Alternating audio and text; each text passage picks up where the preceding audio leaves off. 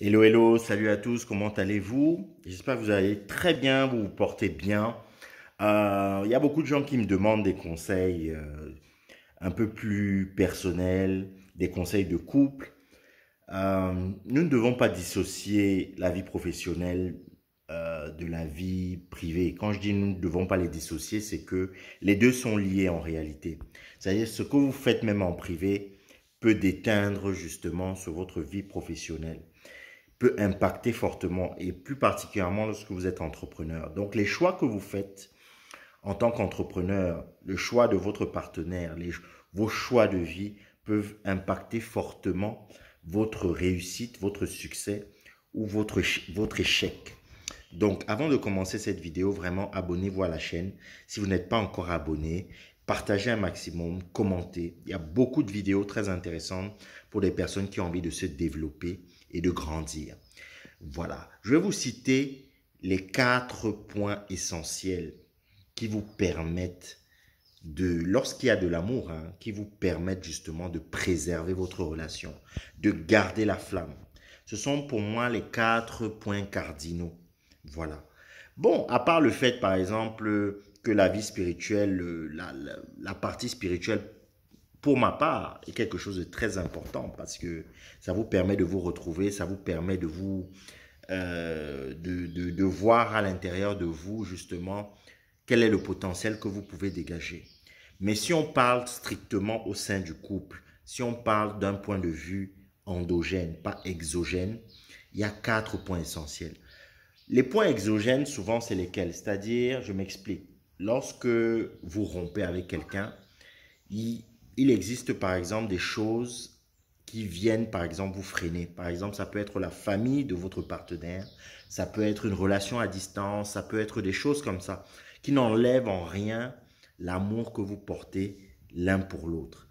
Mais lorsqu'on parle de points endogènes, il y a 4 points. Le premier point qui est très important si vous avez envie de préserver votre couple, c'est la communication. La plupart des gens sont d'accord sur ce point. C'est la communication. Si vous ne parlez pas avec votre partenaire, si vous ne vous dites pas les choses, s'il y a des non-dits, vous êtes dans la même maison, vous vous toisez dans la même maison, vous faites des choses, vous ne communiquez pas à votre partenaire, vous avez des projets individuels, vous vous cachez les choses, etc. Ça peut aussi entraîner beaucoup d'autres problèmes dans votre couple. Déjà, les manque de confiance, des incompréhensions, et ces incompréhensions peuvent mener justement à la rupture. Donc, vous devez parler, vous devez vous asseoir. Même si les sujets sont hyper difficiles, hyper compliqués, il est essentiel de dialoguer avec votre partenaire. Parler, garder ce lien.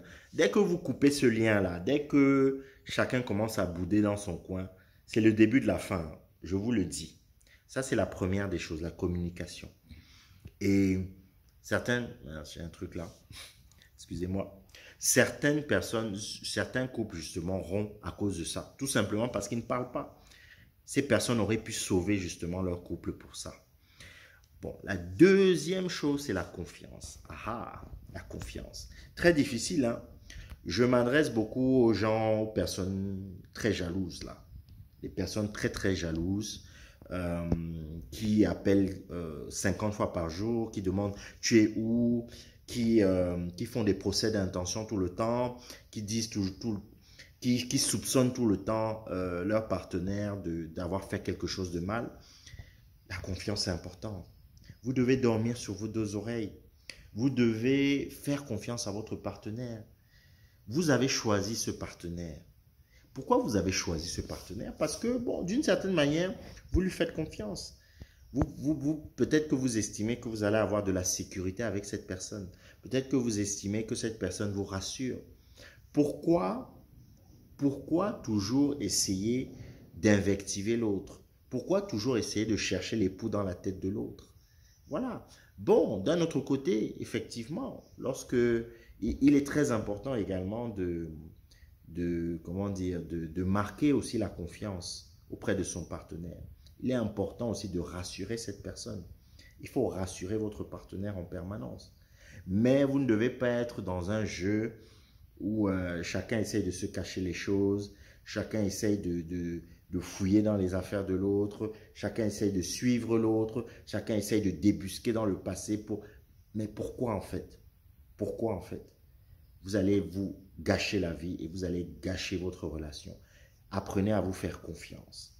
Apprenez à vous faire confiance. Le fait que votre copine, votre conjoint aille prendre un verre un après-midi avec un partenaire du sexe opposé, avec quelqu'un avec qui elle travaille, c'est pas pour autant que cette personne ne vous aime pas. C'est pas pour autant que cette personne va faire n'importe quoi. Non. Apprenez à faire confiance. Ce n'est pas facile, hein. C'est l'un des points qui est le plus difficile pour certains. Le troisième point, c'est le respect. Le respect. Ben, tout est dit. Si vous êtes dans un couple où vous vous insultez, vous passez le temps à vous insulter, ou bien vous êtes dans un couple, vous êtes avec un homme qui passe le temps à mettre la main sur vous, à vous bastonner. Voilà ce que je ne conçois absolument pas ça. Si vous êtes dans un... Mais vous lui crachez à la gueule. Vous êtes en public, la personne, celle qui est censée vous protéger, vous rabaisse. Vous rabaisse devant les gens. Mais comment est-ce que vous allez vous sentir? Vous allez vous sentir mal. Vous n'allez pas avoir la paix. Donc, c'est très important de vous respecter. Même quand vous n'êtes pas d'accord, même quand vous avez des idées diamétralement opposées, vous devez vous respecter. Vous devez vous respecter. Même dans les affaires, il y a des concurrents, ils sont concurrents sur certaines choses, mais ils se respectent. Parce qu'ils se disent, non, c'est un bon adversaire. Cette personne, la personne joue à armes égales. Mais quelqu'un qui joue, qui est sans foi ni loi, on ne peut pas la respecter. Même dans le monde des affaires, on ne peut pas respecter cette personne. Vous devez respecter. Même vos ex là, même vos ex, quand ça s'est terminé d'une certaine manière, s'il y a eu de l'amour, gardez quand même un respect. Bon, il y a des gens qui font des choses exécrables, hein. Il y a des gens, on ne veut plus les sentir. Ça peut être normal.